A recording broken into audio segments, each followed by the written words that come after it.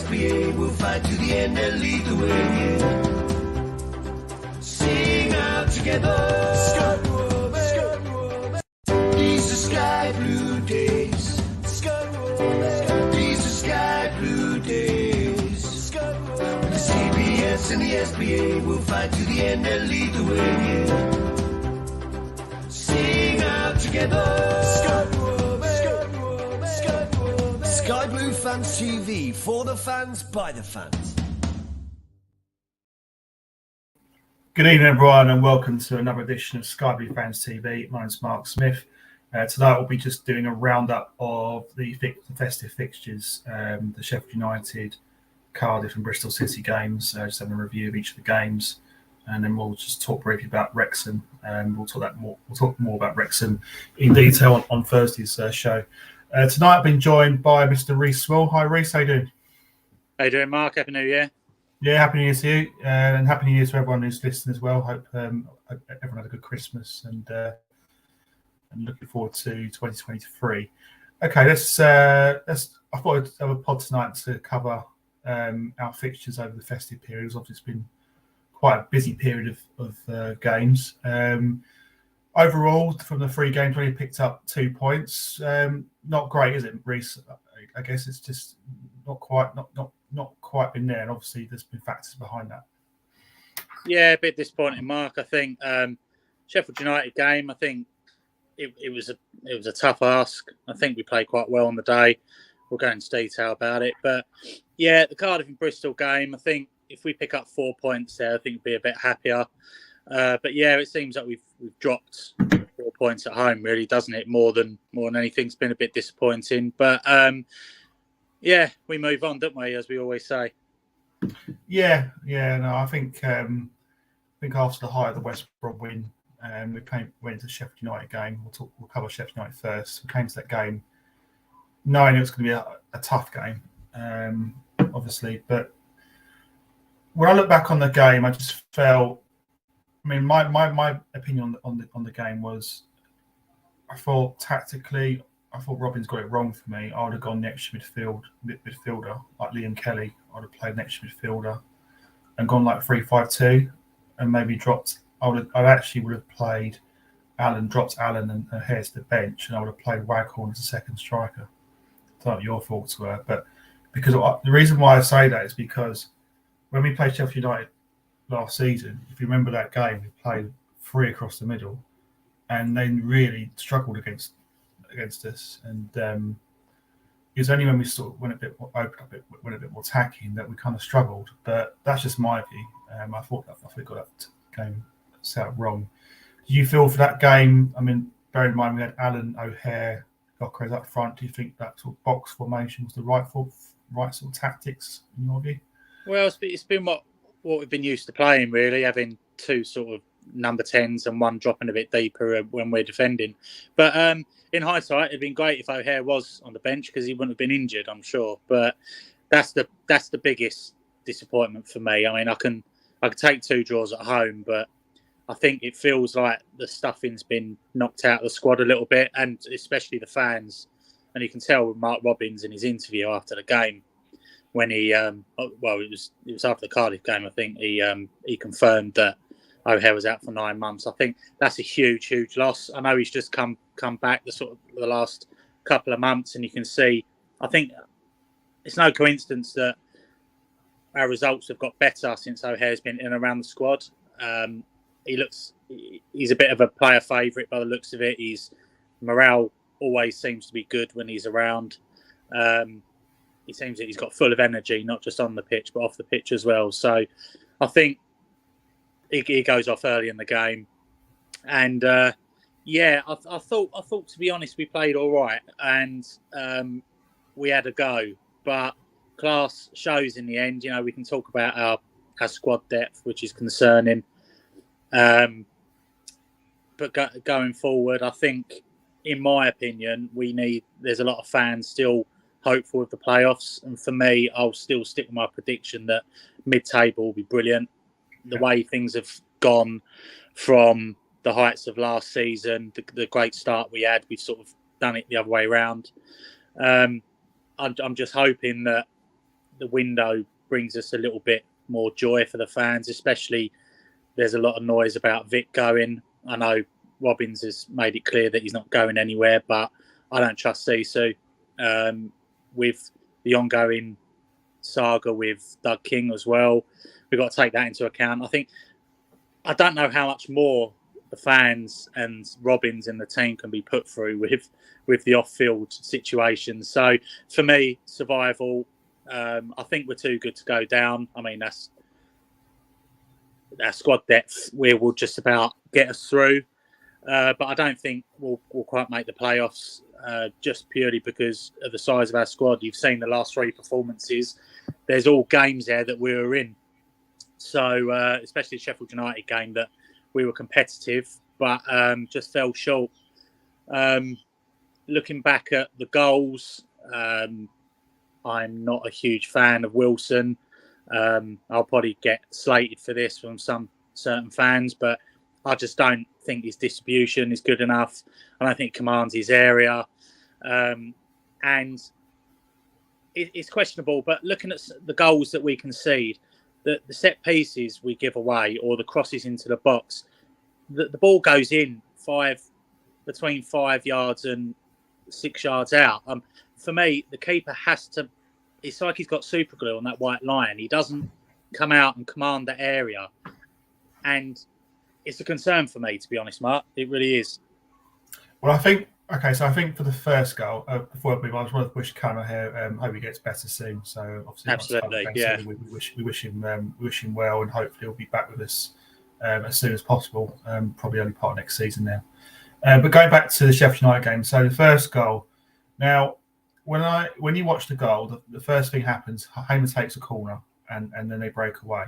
Yeah. Now, similar thing happened in the West Brom game. Hamer takes a corner, West Brom break, and they nearly scored on the counter. And this time we get punished for it. Two things about the goal. The first thing is that Ben Sheaf, on another day, if he's not on a yellow card, he brings that player down. I think it's Ndai. Okay, brings him down, picks up a yellow, but we get a free kick. We get men behind the ball. So that's the first problem. I think possibly we had the wrong player on Ndai. So that's the first problem. Second problem, I agree with what you say on Ben Wilson. I think he needs to come out a lot quicker. It almost felt like he was a bit slow to come out. That's how I felt. I know what you're saying about him. I think his distribution is poor. He lacks a bit of confidence. And I think the funny thing is, I think that Simon Moore, he would be a lot more agile. He would be out the box very, very fast. But Simon Moore's not on the side because he's made mistakes in games early in the season. So I can understand why. I think that's possibly an area we need to strengthen is the goalkeeping. It might be a case of, do we look to get rid of one of those keepers and bring in an actual number one who can do everything kind of thing? Because Simon Moore, in fairness, did very well last season, but his form starts to dip as the season went on, and then obviously Ben Wilson comes to the side, and then that's. But going back to the goal, I think Wilson. There's a few things that have gone wrong there. I think Wilson needs to come out quicker. Poor corner, and then unfortunately Sheaf's on the marking the wrong player. But he brings him down. He gets a second yellow. And he's gone. So that would put us in even more trouble. So disappointing goal. And then obviously if we move on to second half, we then get the penalty, and that bearing in mind Vic has scored the previous game against West Brom, it was just a penalty which just was so poor. It just lacked in, and it lacked in confidence for me. It just didn't seem like he wanted to. I'm not saying he didn't want to score, but it was just a confidence thing, wasn't it? It was just such a poor penalty. I think so. Yeah. As soon as we got the penalty, I thought, right, let's get back in it. I didn't think he was going to score, to be honest with you. When he took the penalty, he didn't look like he had that swagger of, he's not a penalty taker. And I know he scored the one before, but he has missed one last season as well. So I think, if I remember rightly, he scored 2 of his 4 penalties. So it's not a great ratio, but obviously I'm not going to go into detail about Vic because he's been exceptional this year. Even improved on last year, which I didn't think was possible. So I want to sort of put that to bed. But I think there's players in the team. I know when Waghorn occasionally plays you'd expect him to take penalty. But you look in the side, and I can understand why Vic takes it. He's your natural goal scorer. He's your talisman. But then you got players like Gus Hamer maybe could take a penalty. Yeah. I don't know. But yeah, it was disappointing, weren't it? We had an opportunity to get back in the game and we didn't take it. And when you're away at Sheffield United, you're not going to get many chances, so you have to take them when they present themselves. Yeah. I thought Sheffield United were a decent side. I mean, you can see why they're up there. I didn't think they were, when I compared to sides that went up last season. Okay, I know we did the double over Fulham, but Fulham were a good side. Bournemouth, I thought, in my opinion, were the best team I saw all season. Yeah. And I look at who we got this season. Burnley, for me, are going to run away with the league. There's no question. They're going to go up in absolute cancer. And I don't actually think. I think Sheffield United are a sort of side that, with that existing team, I think they're a team that will struggle quite badly in the Premier League. I don't think they're a fantastic. I think they're a decent Championship side, but not. I've seen better teams getting promoted from the Championship. That's my view of them. Yeah, I agree with that. But second goal, I think from memory, it was from a free kick, and again, it's like a free header, wasn't it? Yeah. That was a poor goal to concede. And then the third goal, we just fall asleep again, an easy goal for them, and that's pretty much game over. But in fairness to the players, I think one thing you can never criticise our players on is we always give 100% every game. They always fight. You know, as the song goes, fights the game's won, or fights the game's lost in this case. But you know, they always play, and Victor scores with a header. I would say it was a. I agree with you. Say I think losing O'Hare was a massive blow, and you know, there's been a few comments already from our audience about Callum O'Hare. I mean, he, for me, it's no coincidence that when we started off badly this season, O'Hare hadn't featured. And then when we started to win games, O'Hare started then coming to the team. I think we got our first win. Obviously, Middlesbrough was one of the wins. It was the first win of the season. But the thing about O'Hare, what he does well is his link-up play is good, but also he wins free kicks in key positions. He brings the team further forward, and he always gives opportunities to Gyökeres. And He always looks dangerous, doesn't he? Yeah, he looks dangerous. He gets the ball. Players don't know where to tackle or not, and they're not sure, and he's a nightmare to play against. And we desperately need a replacement for him in this month. Obviously, hopefully with the takeover being completed, because we are. I would say, I know Robbins has said it in the press. We're 4 players short, aren't we? Really, to make us a team that could compete for a playoff spot. Because right now, I'm with you. I don't think we're not anywhere near good enough for playoffs. I think I would be absolutely delighted with mid-table again. My own opinion is I think we'll be bottom half of the table with this team this season. I don't see us. If we get to mid-table, I'll be delighted. So I appreciate the table's tight, but we desperately need, I would say, minimum 4 players, and I would say we need someone to compete with Bidwell in that sort of left wing, that position, because he's the only real naturally left-sided player we've got. Yeah. We need a defender. We sold Dom Hine, he's not been replaced. An attacking midfielder with no O'Hare, and possibly a striker. I know Matty Godden's probably going to be on his way back soon, maybe end of January, but another striker would be helpful, because we've got Waghorn and we've got Tavares. And Tavares is a little bit raw. To be fair, he hasn't done too badly, in fairness to him, but I don't think he's ready to start. So Robbins is not thinking of starting him anytime soon, which leaves you with Waghorn. So they're for me the 4 key areas for us we need to strengthen big time for me. Yeah, no, I agree. I think the issue we've got is we've got players on the payroll like Kane, like Walker, excuse me, and Waghorn. You can probably be a little bit critical of Kelly now, because he's been fantastic for the club, but he's been spending too much time, in being injured. So I think there'll be a shuffle around in the summer, and I'm hoping that we get the players in that we need. We can't just rely on Casey Palmer. He's a big expectation on his shoulders now, comparing him to O'Hare, but what people got to remember, he's not the same player as O'Hare. He's very physical. He's got that eye for a through pass. He's quite tricky on the ball. He's not the same player. You're not going to get the same from him as what you get from O'Hare. So I think we need somebody like a Jamie Patterson, for example, who's out of favour at Swansea. I'd like to see him, local lad, maybe on loan if that's a possibility. That type of player who's going to press high, support Vic. It seems obviously we want to go on to the Cardiff game, but yeah, sure. With the Cardiff game, I just felt that the minute Gyökeres is marked out the game, we've got no other out there at all. And I think that was evident against Cardiff. We didn't stop trying, we didn't stop going for it, but we just lacked that bit of quality to get the goal. And if O'Hare was playing, for example, it gives the defence somebody else to think about. So that's why Vic always gets that space, because O'Hare's there. It draws the defence out, because he sort of plays in between the defence and the midfield areas. So as the opposition team, not really sure who's meant to be picking up. Is it meant to be a centre half? Is it meant to be a sitting midfielder? So when he sits in between them pockets, it creates more space for Vic. So I think that's been an issue over the last two games at home for sure. Yeah, I mean, it was a game. I went to the game. It was a sort of game where Cardiff actually started quite well. They played quite a high press, and they actually looked okay. But we had a couple of certainly had one decent chance. Jamie Allen shot on the turn, went just wide.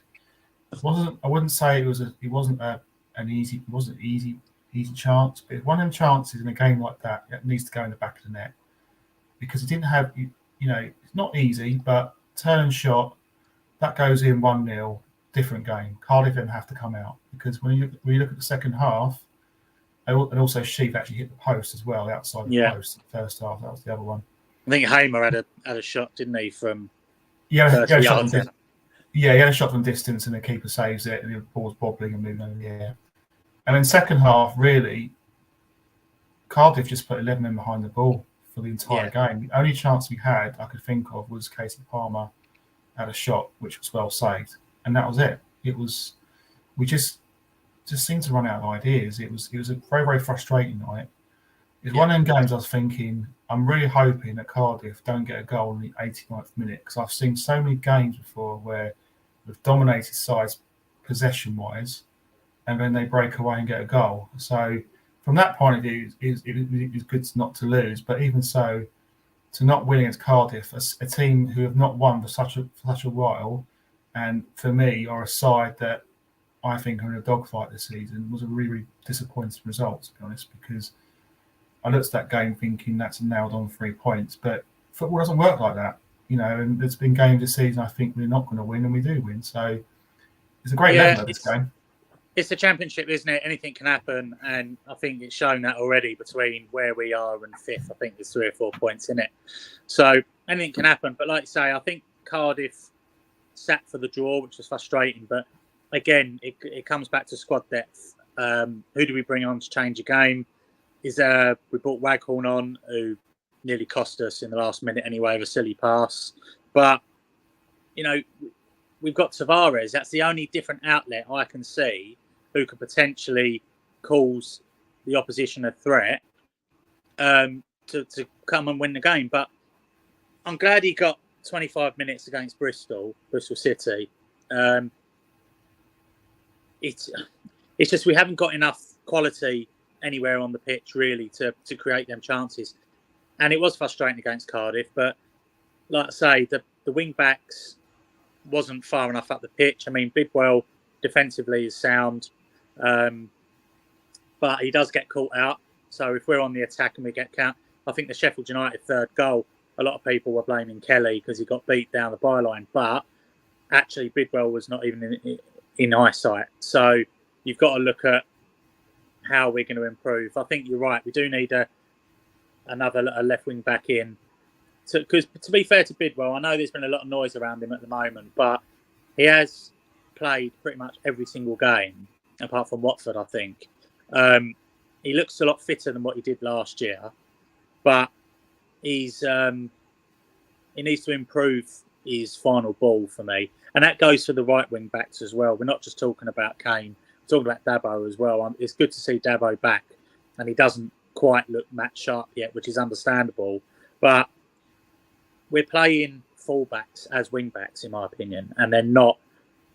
If we're going to play wing backs, we need to have attacking wing backs, and I think that's been the problem because the service isn't coming in, and we're trying to find little pockets of space in the middle of the pitch where it's not presenting itself. So then you should be knocking it wide, and the deliveries have just not been on point. Yeah. There comes a few comments here from our audience. Glenn Watkin, evening Glenn. Happy New Year to you. Hope you're well. Probably deserve more points than we've got. Could easily be on 4+ points. Like Robin said, if you can't win, don't lose. And we've lost games last season, like Millwall and Hull at home.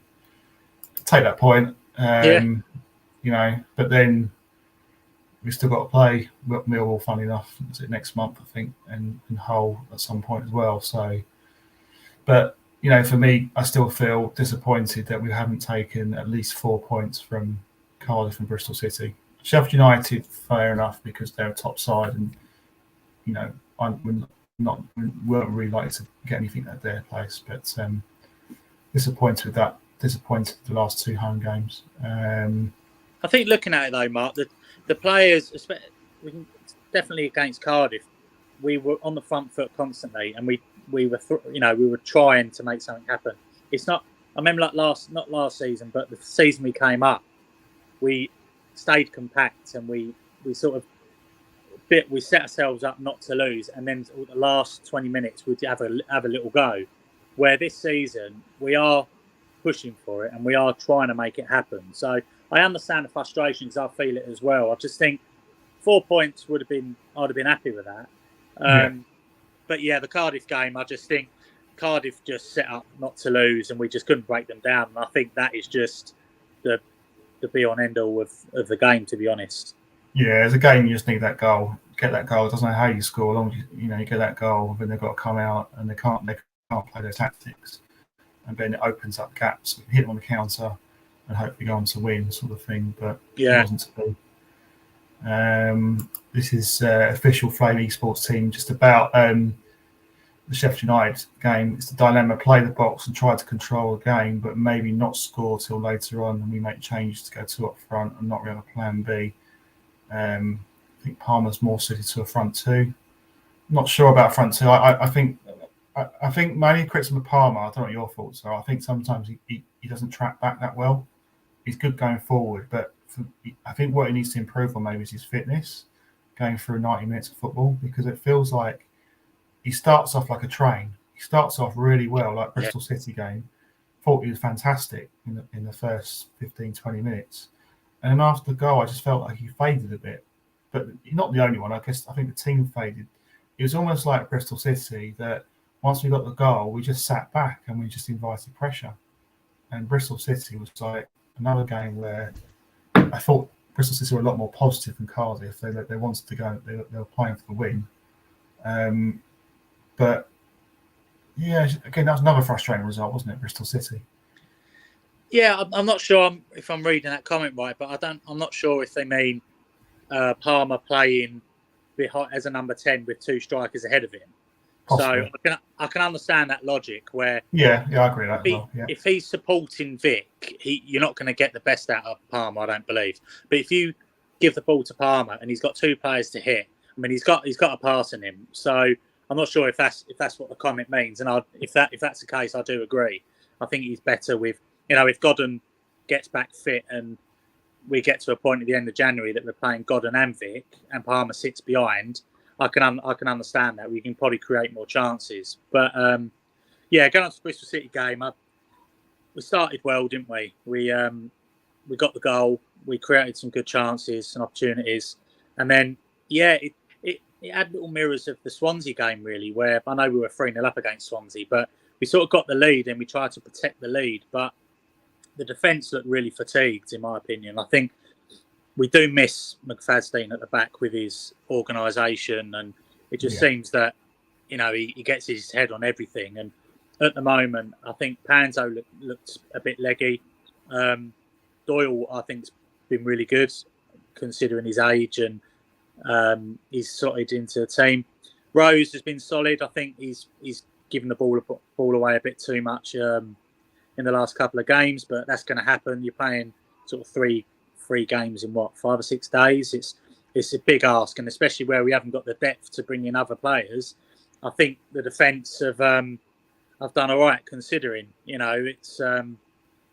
It's very difficult to ask 2 young lads to perform 3 games. At the top draw 3 games in 6 days. So I don't want to criticise defence too much, but as a team, we did sit back and become a bit negative. But as soon as they scored, it was quite an open game, to be honest. I had more belief that we could have beaten Bristol City than we did Cardiff, just purely because of the way Bristol City had that intention to win the game. Yeah. Yeah, first of all, great to see Bidwell getting a score sheet. I think it's good to see goals being scored, not just by Gyökeres, but other players. Yeah. It was a really good ball. I think Hamer comes in, cuts it back. I think Bidwell, he actually almost scored the first time. The keeper saves it, and he heads it in. And that was, I thought, you know what? I think we can do these today. I felt really confident we could win this game. I thought their equaliser, I think Jamie Allen for me has got to be at fault for that one, because he doesn't win that ball. That 50-50, he loses it, and you've got to win that. You've got to be quicker than that, win the ball. They cross it, Panzo, fairly weak header, straight to Semenyo, who pretty simple finish. And that to me was a very soft goal to concede. And then after that, I thought Bristol City were the better side. I thought they could easily have been 3-1 up. Trying to think who Mackie Wells missed the sitter from a corner header, which looked easy to score from this. But he managed to head it wide, which was lucky. And then Victor Gyökeres, of all people, heads one off the line. So I forgot about that. And then statistically, they've had 10 corners in that first half, and that's ridiculous. Clive Eakin was saying in the commentary, it's just unheard of. Of a half where we've conceded 10 corners to an opposition. It's incessant pressure. I got to half time. I thought, I'm absolutely delighted to come in 1-1. Robbins I agree with that.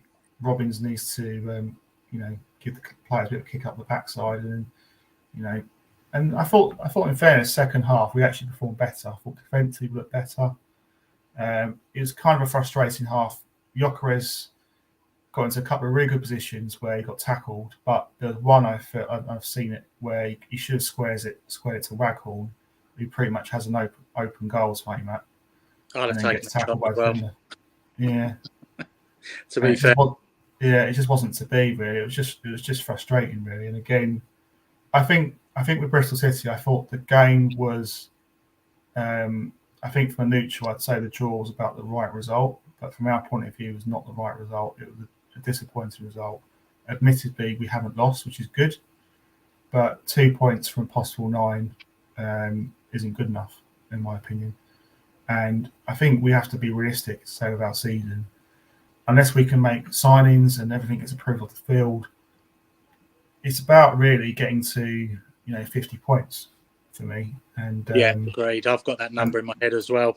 Yeah, and then our official Flame Esports team makes the same point about get 50 points as soon as possible, as Reece said, and then see what happens if you have 10 games or so left.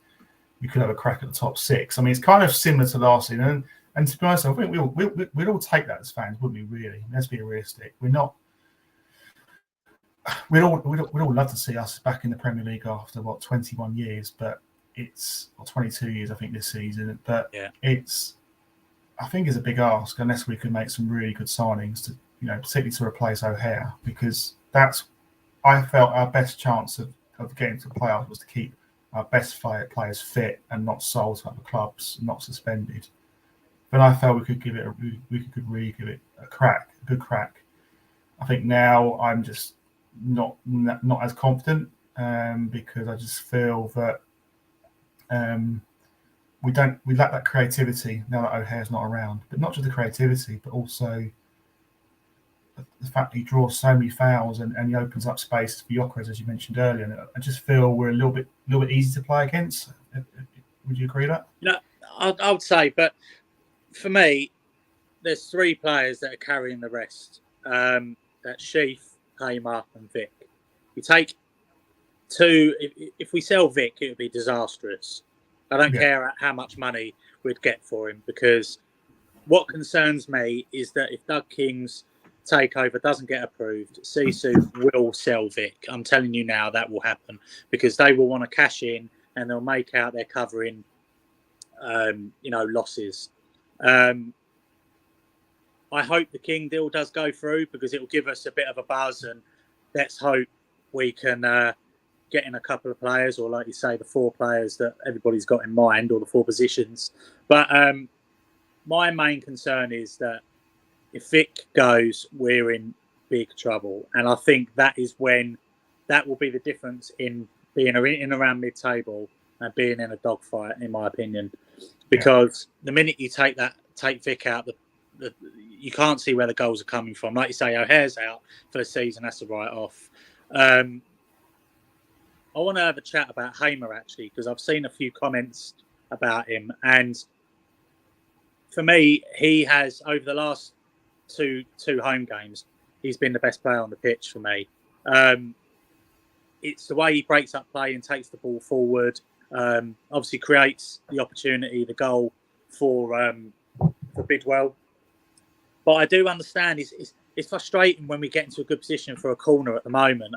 I'm not sure what's happening there, but there's been his set pieces a couple of months ago, they're almost borderline being that dangerous. Like, it's a shot, He used to put it right on the keeper and with pace. But at the moment, it just seems to be just dinking them in, and the keeper's taking it out the sky. Football matches are won pretty much on momentum, and we started building a bit of momentum against Cardiff and Bristol City in certain patches of the game. And then the crowd get behind the players, we get a corner, and he just dinks it into a 6-yard box, and the keeper throws his hat on it. That's the only frustrating thing for me with Hamer at the moment. I think that the fitness, he's the only player in the 80-odd minute that's still sprinting around, trying to press. He's trying to make things happen. But, I want him to improve his set pieces, really, because they just seem to be a little bit lacking at the moment. Yeah, there's been a couple of moments with him where he's taken a couple of corners, and as I was saying earlier, it's kind of led to goals or near goals. There was that one against Sheffield United. There was the one against West Brom where they almost scored from a counter. I think it was in the first half. I agree with you say that he since he's come back from his second red card, he's probably been one of our best players this season. He's been brilliant. Alongside McFadden when he's played, and Victor. And Sheaf as well, to be honest. And Ben Sheaf, of course, and Ben Sheaf's been brilliant as well. Was you, Ben Sheaf, was you surprised that Mark Robbins had benched him for this game? A lot of speculation was maybe because he's on, one more yellow and he gets a two-match ban, but I just felt it was a game we needed him to start, personally, because I'm looking at the next 2 fixtures. We've got Burnley. Realistically, we're not going to get anything at Burnley in the league. Norwich City, I think we've got more of a chance against them. With that in mind, do you feel that it was a bit of a risk of not playing him, or do you think it was the right decision? Robbins, just before you answer the question, Robbins did say in an interview it wasn't to do with the yellow card. It was actually to do with the fact that he's been in need of the rest and he's had a few misplaced passes and a bit concerned about him. What's your take on it? Well, I think there's questions of, Waghorn starting as well. We do need to try and switch it up as much as we can, because the players in the squad is on its knees. I know we've only just come back from the World Cup, but there's been a huge amount of games for a small squad to deal with. I think it's one of them where the fans can say, Sheaf has to start every game, but unfortunately we don't have the pleasure of and the luxury of seeing them train every day. Sure. And I think you just got to trust Robbins there. I think as soon as I saw him on the bench, I thought, he's fatigued, or his legs need a rest, because he covers a lot of ground, as as his song goes, is everywhere, you know. But it's demanding. Championship's demanding. It's physical. So if Ben Sheaf would have played and had a stinker and gave a goal away against Bristol City and we lose 2-1, then it's going to be the other way around. Well, it was evident what's Robin's not seeing that the fans are seeing. Why is he playing? Why is he fatigued? Why is he playing tired? You know, so yes, I'd like to have seen him play, but if he's not fit, he's not fit, and that's all you can say really. If he's not, got 90 minutes in him, shall I say? I guess it doesn't help when we've got such a thin squad though as well. That's the other thing, because if we have, as you say, if we had a few other players that we don't have the luxury of finding players that could equally do as good a job as Ben Sheaf does, because I think for me he's been absolutely brilliant for us. I wasn't his massive fan, wasn't a big fan of his when he first joined. I thought he made a few too many wrong passes, but as the games wore on, you could see the quality and it started to really shine through. You could see why Mark Robbins liked him. But he's developed massively. Massively. But just to go back on that, I just had a thought. If Sheaf's going to be left out, why isn't Liam Kelly starting? Because naturally you'd think that he is like for like, really. You know, we don't know how much Kelly's got left. He's had a lot of injuries. So is he just in the squad to make up the numbers and have a cameo? We're not sure. We can't really gauge that from not being in the dressing room and in and around the training pitch. But that would have been what I would have done. If Sheaf isn't if he's not match fit and he might be carrying a little niggle, or you have to play Kelly, in my opinion, because that's just the right thing to do. But looking on the bench, I know Kane and Dabo have been switching, which I think Kane's done all right when he's played. But Burrows, I mean, I rate Burrows. I think he's a good player. I would like to see more of him. And he can play left wing back as well. I've noticed that when he's played on the right, he carries the ball with his left. So he gets the ball and he takes the ball with his left foot. So he is naturally both-footed from what I've seen. So I think that could be an opportunity there where I'd like to see that against Wrexham personally. I'd like to play Burrows and give Bidwell a rest. But you look at the bench and you think Dabo's not fit. Kelly's just come back from injury. Tavares is raw. Burrows is raw. Waghorn is poor, in my opinion. I've never really rated him. I think he's been a really bad signing. But, you know, if he's going to play, you're going to get behind him because he's wearing a Cov shirt. And against Bristol City, he had a chance in the first couple of minutes. And you think, did the chance come too early for him? He didn't have much of an impact on the game. And then he has another chance second half and puts it 5-6 yards wide on his left foot. So, you know, I think it boils down to the razor thin squad and the quality we've got to bring on as well. Yeah, exactly. Yeah. Going to bring up a few comments there from our audience. Let's have a look. Got one here from Sky Blue Sam. Evening, Sky Blue Sam. Happy New Year to you. Wilson's looked a bit tad shaky over the last 3 games for some reason. Hanzo hasn't been a great either. The right wing back's been a big headache. Bidwell getting better and better each game.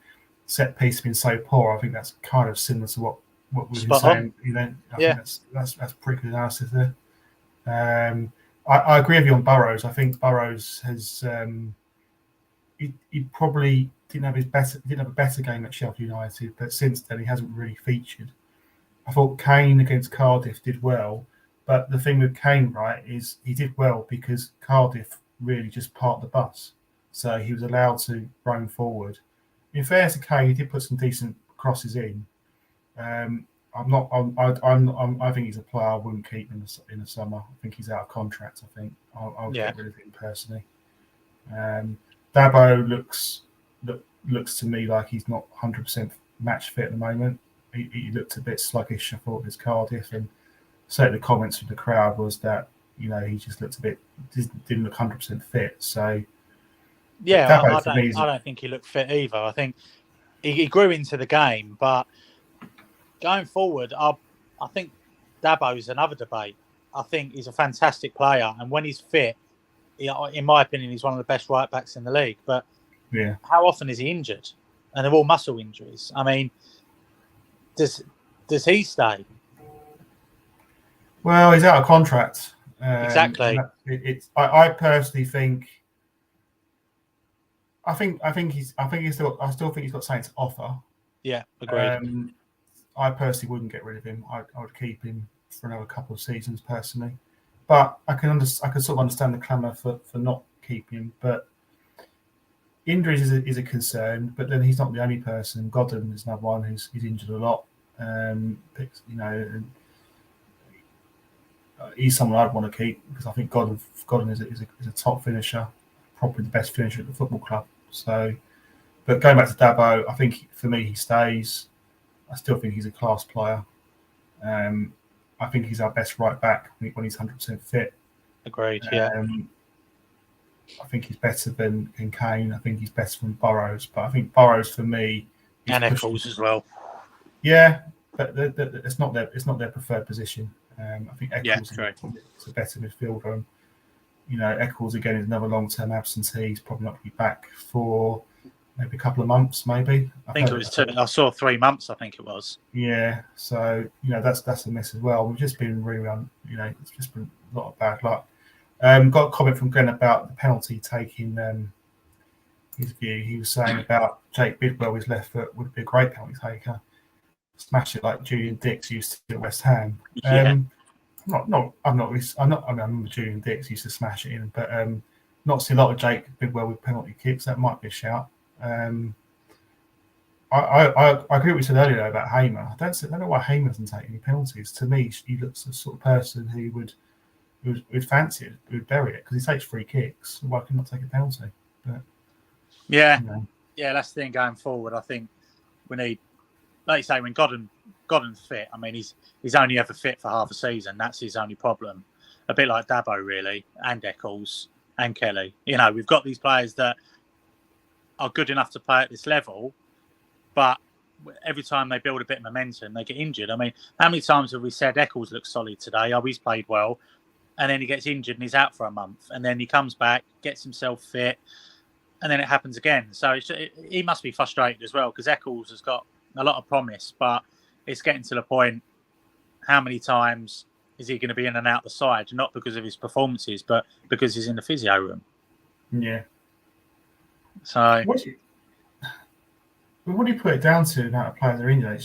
Is it? I mean, I think a lot of it's bad luck. I don't think you can put it down to the pitch or the training. Or do you agree with that, or do you have a different view to that?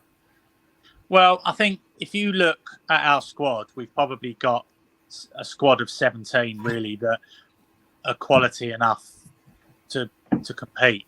So when we do get an injury, it affects us because we've literally only got the 11 and probably 4 or 5, if you include the keeper, 6 on the bench that are up to standard. So the problem we have, we notice the injuries a lot more when they happen. So Godden's out, we think, right, well, who's going to support Vic? And then O'Hare's injured and the whole season's a write-off, and then Kelly's out. And then if we lose Ben Sheaf or Hamer as well, for me, I'm concerned that we've got 3 players that I would say are top championship quality. And if any one of them or 2 get injured, then we're in trouble. We haven't got anybody who can really fill the gaps. Yeah. And that boils down to the budget. That boils down to the players that we didn't really bring in for the summer. I know the money wasn't there. They had to pay out for the pitch. So yeah, going forward, what do you think, Mark, about this? Just going off topic a little bit about the Doug King takeover. I mean, because we live far away and it's hard to keep up with the local noise as such. Luckily, we've got the lads that keep us posted. But what's your take on that? I mean, is it going to go through? Is it not? What's your take on it? I get the impression it's going to go through. Listening to what Mark Robin said on CWR after the game, when it will happen is anyone's guess. There's a lot of speculation this week because obviously we've had Christmas and people from the Football League have been off, and that's kind of delayed things a bit. My personal view is I think Doug King will be good in the short term because, as you mentioned earlier, he said publicly that, you know, Victor Gyökeres, as an example, will not leave the club. He said that publicly, and you have to, if he becomes the owner of the club, he'll be held to account for that, because if he then does get sold, then a lot of questions are going to be asked of him. So we have to take him on his word on that. So I think in the short term, yes, I like the idea of Doug King. I think he seems like a man who's got the best intentions at heart. Can't say I know. I think he's definitely more of a credible backer than William Story, who obviously had our podcast previously, because I feel he has got the funds to make us a team that can, compete in the Championship, and not just compete, but I think push for a playoff spot. And we desperately need some investment in players. We don't. I'm not saying millions and millions of pounds, but we need, as you say, 4 players to really get us in a position where we could, challenge the playoffs. What my concerns though with Doug King is we're still in a situation where we don't have an owner and ground being the same person, and that's where Mike Ashley comes into play. So my ideal solution would be either Doug King buys the ground off Ashley, which won't happen, and he becomes owner. The likely scenario I'd prefer would be Ashley owning the club and the ground, because that is how you generate income. You want that income from the stadium revenue to get reinvested into the playing squad, so that we as a club are not in a situation where we're having to pay off HMRC installments of cash. I personally would want one owner, one club, one ground, one owner solution. That to me is a desired solution. And whilst I think Doug King, if it's the other way, and say Doug King does become the owner, it's so important that relationship with Mike Ashley is it's paramount importance that he creates a good, harmonious relationship with Mike Ashley. Bear in mind that the ground has only been agreed until the end of the season, and we want, a long term, like it was previously with Ross. We want at least 10 years. That's my main concern, is the relationship between Ashley and Doug King. That's just my view. What's yours? Well, I think the problem, I agree with everything you're saying. I mean, a lot of fans are very anti Mike Ashley. I can understand to a point, but the way I see it is from a business point of view. The business point of view is that, do we want to keep overachieving like we are at the moment, considering on the budget we have? How long will we keep Robbins for if it stays the same? How long do we keep the players that we have that are carrying us? Because the long-term solution for me is that we get back to where we rightly should be, or not rightly, but you know what I mean, back to the old days where we're in the Premier League. And I think Mike Ashley takes us there. Mike Ashley is a pure and utter businessman, and for me, that's not a bad thing. I think he will look to improve us. We know the amount of money we get if we get to the Premier League. And if he has us for 5-10 years, we get there, and then he makes a huge profit on selling us, so be it. Because that is a more positive move than being stuck with Sisu for another 15 years. Yeah. Because how often have we had issues of going to Northampton, going to Birmingham, then have to have a pitch issue and play at Burton? The amount of problems Sisu have caused us, I don't know what else they can possibly do. I mean, my worry is that if they stay as the owners and they play hardball with Ashley doesn't care. He'll say, well, I'm still getting my assets through everything else that happens at the CBS. If you want to play hardball, then so be it. See you later. Because that's how he comes across. He doesn't seem that a man that you want to mess about with, like the council, like Wasps, like Sisu have tried every trick in the book. And I think he'll end up calling their bluff. I think it was okay. Move then. These are the agreed, the rental agreement and stuff, and what's been put in place.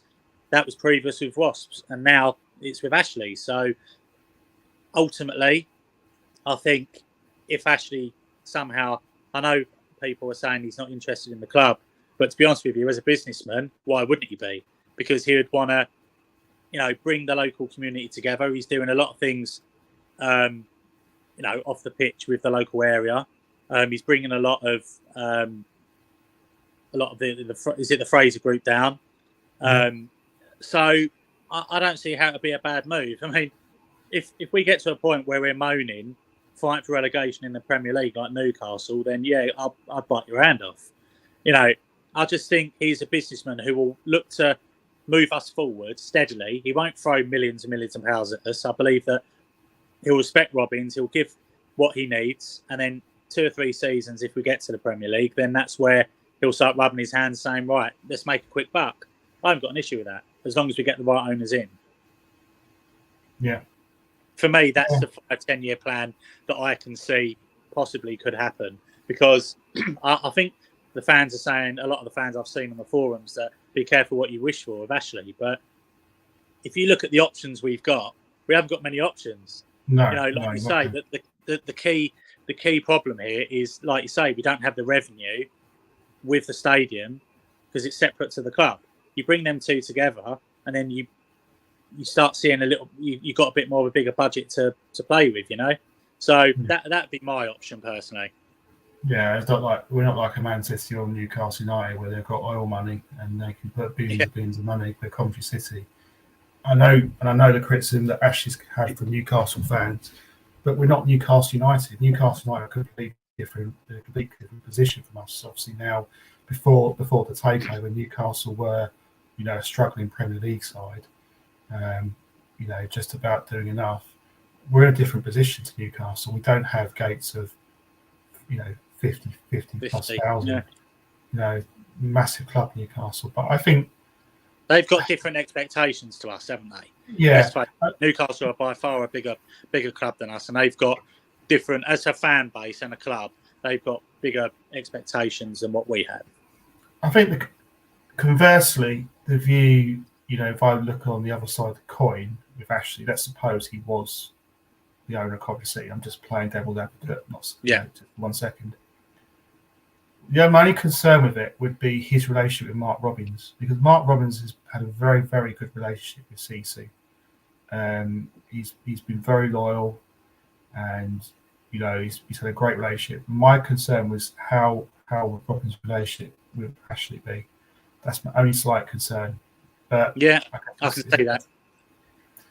That's the only thing I would say. Got a comment here from Mark Reed. Evening, Mark. Happy New Year to you. He says, I see us finishing mid-table this season. Ashley buys the team, sells Vic in the sum of 20 million plus, plows that back into the team to improve and move forwards to playoffs. I think Vic, I wouldn't be surprised if he goes in the summer. If we get a good fee for him. I actually think though with Vic, he's not the finished article though. I think even though he's a top goal scorer, and I think he's top goal scorer in the Championship, he still misses quite a lot of chances. I don't actually think his finishing is always that good. Sometimes I think with Vic, he hits the ball too much at the goalkeeper, or he doesn't sort of dink it over the keeper. Like a one-on-one, the amount of times I see him one-on-one, and he goes straight at the goalkeeper. That's maybe slight frustration, Vic. I mean, you think, well, how can you get frustrated with someone? But I don't think it's a finished article. I still think if he played at Premier League level, I don't see him starting for anyone. I could be wrong, but I don't see what team to get into. I think he's going to be starting for that team. I think if he's a bench player, I still think that. Yeah, I think on last season, his development's come on leaps and bounds for me, because yes, he did score a lot of goals last year, but his conversion rate was ridiculous. The good thing is, as a striker, he's getting himself in them positions. He's creating chances himself. But this season, he's been taking a lot more chances, in my opinion. But I agree with you. I don't think he's a finished article, because he knows he's our best player and everything goes through him. and he's got that arrogance about him, which is a positive arrogance. Not, I don't want it to come across, negative. What I'm saying, he's got that swagger and arrogance of give me the ball, I'll make something happen, and he does. But the only thing I would say is that there's a lot of occasions where he needs to understand when is the right opportunity to take it on himself and bring other players into play. I think Cardiff was a prime example of that. He had 2-3 men on him, difficult to find space. But instead of, trying to find the little 1-2s or play it wide and get in the box, he was keeping hold of the ball and trying to take on 4 or 5 men. And it's like, look, we know how good you are. You can make something out of nothing. But there's times, I think, to do it and not to do it. And I think he'll learn that. He's still young. And I think he will end up being an established Premier League striker, in my opinion. I think he will. But like you say, the only club I can sort of see him starting is Everton, because Calvert-Lewin's always in and out of injury. Southampton, I think, will be completely the wrong move for him. That, I'm only going by what the rumours are saying. Brentford, I think their style of play won't suit him. I think he'll play in that side and be bitten off more than he can chew. I think Brentford have got a good style of play, and I don't see how Vic gets plays with that. And the other team I've heard is Leeds, but I don't think Leeds would be a good move for him either. Yeah, I think I have to watch this space, but I think you're right. I think he will go in the summer, and I don't think personally we should stand in his way. I think if he gets 20 goals at the end of the season, you've got to look at that and say, right, it's probably the time to cash in, because you've got to look at the contract situation as well. I think he got 18 months left as we stand. So by the summer, he's got 1 year left. So I don't think we can stand in his way. But what I would like to see is the recruitment team now, with our new recruitment team, having a look at his replacement now. Having a look at 2 or 3 strikers that we can bring in, because obviously Walker will go, Wakeholm will go, and we're going to be left with potentially an injury-stricken Godden and Aurora Tavares. So I think I'm sure the recruitment team are anyway, but that's just me sounding off saying I'd like to see a replacement already in mind, because I think we will go in the summer. Yeah, I agree. Last topic of conversation, and just a quick look at Wrexham. I'll still talk more about this in detail on Thursday's pod with our Wrexham podcast guests and other guests to be announced. I mean, I hate playing against lower league sides. I mean, our history in the FA Cup. I've got Worcester. Worcester, Sutton United, for those who remember that in 1989. Woking, I think we won on a replay. We drew at Highfield Road. Was it 96? I think. Yeah. Yeah. And these are games. I really wanted a Premier League opposition, and we end up with Wrexham.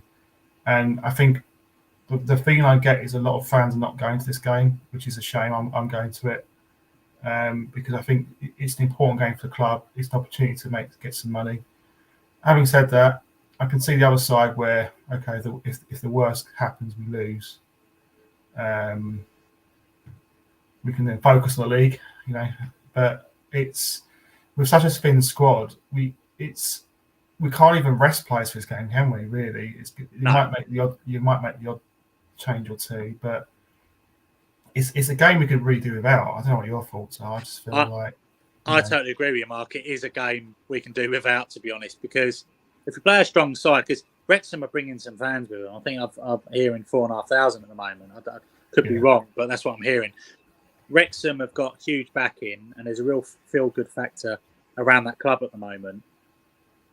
I don't fancy this at all, to be honest with you. I think it's a game that if we play a full-strength squad and we lose, it knocks the team's confidence going into 2 tough games with Burnley and Norwich. If we rest players, because ideally we do need to rest players, and you bring in the likes of Tavares, Burrows, Howley, and we lose the game, it knocks their confidence. And then, every fan loves a cut run. So I'd like us to take it seriously. And I know Robbins will take it seriously, but I think we will see some changes in there as well. And it'll affect the balance of the team. But Yeah, it's a hard one. What would you do? Would you go for a full strength side, or would you rest players? It's a tough one, isn't it? Really. I would go full strength side personally. I wouldn't rest too many players. If we're lucky enough to get into a decent lead, 3-0, if things go to plan, of course you can then make changes. But I wouldn't want to play Wrexham with a second string side. I think we'd lose. No. I don't feel confident about that. So I don't think Robbins he hasn't got the luxury of a big squad to choose from. So I think he might make the odd change or two. But with the injuries as well, I'd like to see Tavares start. I'd like to see, he's on the borderline of, getting 20 minutes here. We haven't really got a choice playing him, to be honest. I mean, with Godden being out as well, Walker injured. But I like to see more of him because he looks raw and he can finish. He's got that raw pace. Why not just let him loose and see what he can do? Yeah. With the big question mark over Tavares is he good enough? No one will ever know how good he is until he gets minutes in his legs and minutes on the pitch, and that's the problem. And I know Robin sees him day in, day out, but as fans, we're naturally excited about him. I don't see any negative comments about Tavares because we haven't seen enough of him. And when he has played, he looks like he makes something happen. Yeah. So I would probably start Tavares, and I would give Allen a rest because he's not been great the last couple of games, and maybe bring in who else we got? Kelly, I suppose. Yeah, there'd be the two changes I'd make. We haven't actually got any defenders we can bring in for 3 centre halves, so they'll have to play. I'd play Moore as well, actually. Yeah, I think that's a good shout. I think Simon Moore would start. I wouldn't be surprised if Jokeres is actually on the bench. I think you could go Tavares and Waghorn up front, possibly for this one. I can see that. Yeah, I can see it. Personally, I'd like to play him. Yeah, just so we've got a better chance of winning. But yeah, it's a tough tie. It really is. So I'd like if we can just sneak through and get a big club in the 4th round, preferably away, because it's always a good day out. Yeah, I mean, you take a 1-0. Wrexham, flying in the National League, the second. I think they've been unbeaten for quite a lot of games. I want to say around about 15 games unbeaten. They'll be up for this as well. And they're going to be a big following. And, they've got the razzmatazz of the ownership with Ryan Reynolds and Rob McElroy, close to my pronunciation. But they're going to be a tough opposition. No, I don't care that the National League side, yes, on paper we should beat them, but no games of football is won on paper. We have to go out there and we have to perform. We've got to be professional. We've got to show to them, as Jake Bigwell said on the interview on CWR, we've got to show to them who the Championship side are. And we have to show to them that we are the Championship side. That's not to say we don't want to show them too much respect. I think it's important to respect Wrexham because, they've done very well this season. But we've got to look at this as an opportunity to get a good win, get some confidence going ahead of a massive game against, Burnley. So, yeah, I mean, we'll talk more about it in detail, but I think it's important that we get as many fans as we can come into this game because, £13 a ticket at, if you want to go in the home end, which I think is reasonable.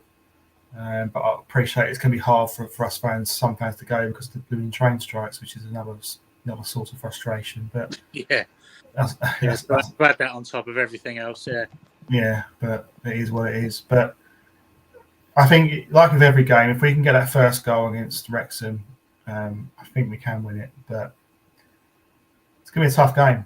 And as I say, I just feel it's a game we can really do without. If we had, say, a hair and a bit more players to choose from, I'd say, we should win this comfortably. But I think it's going to be a very, very tough game. I think we should not underestimate Wrexham.